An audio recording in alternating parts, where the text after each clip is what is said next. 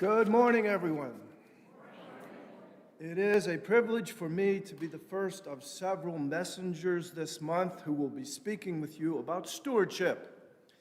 And as you will soon find out if you don't already know, this year's stewardship theme is Faithful Together. And the key verse is from Joshua 24:15. As for me and my house, we will serve the Lord. Now, I am well aware that this is not the sermon today, so I will keep it brief, but I'm going to squeeze in 2 points in the next 4 minutes. I think they're helpful to think about together about Christian stewardship. Now, the first point is this. Although your stewardship team is obviously concerned about collecting and distributing funds for the ministry and mission of the church, stewardship is not primarily about money. It is about faith and always has been. Since God made covenant with Abraham at the beginning of Israel's history, you may recall that for many years, Abraham and Sarah waited, more or less patiently, for God to fulfill his promise of children to them in the birth of Isaac. But then, while Isaac was still a very young man, God asked Abraham, as a sign of his faithfulness, to sacrifice his son for God.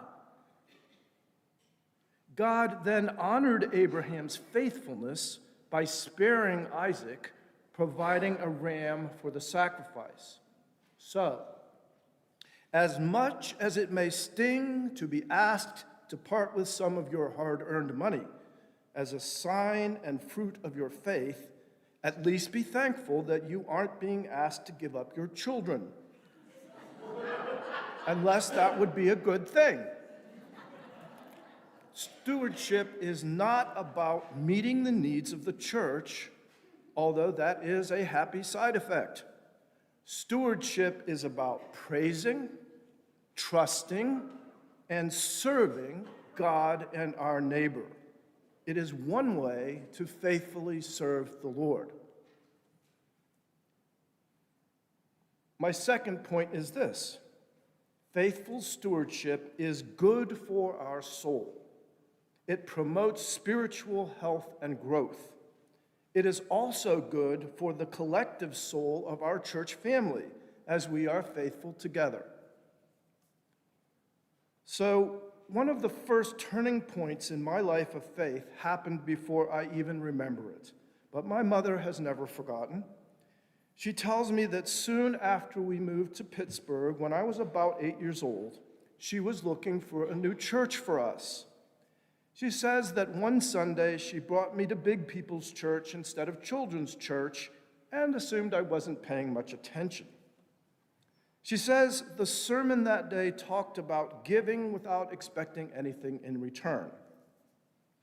A day or two later, she asked me to do some household task that wasn't my assigned chore. When I was done, she offered me a little money as a reward. She says I looked at her funny and said, "Mother, I don't want to get anything for what I've given. I'm trying to stretch my soul a little." She tells me she thought to herself, any church that can get a fourth grader to act like that definitely has something going for it. And that's how we first became Presbyterians. Now, please don't misunderstand me. Stewardship has never been easy for me. It is a struggle and a growing process like other aspects of faith. The Apostle Paul quotes Jesus saying, "It is more blessed to give than to receive." But blessed doesn't always mean happy. Sometimes giving feels good. Sometimes it doesn't.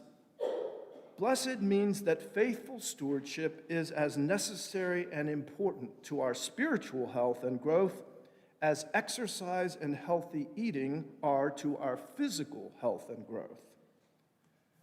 As for me and my house, we will serve the Lord.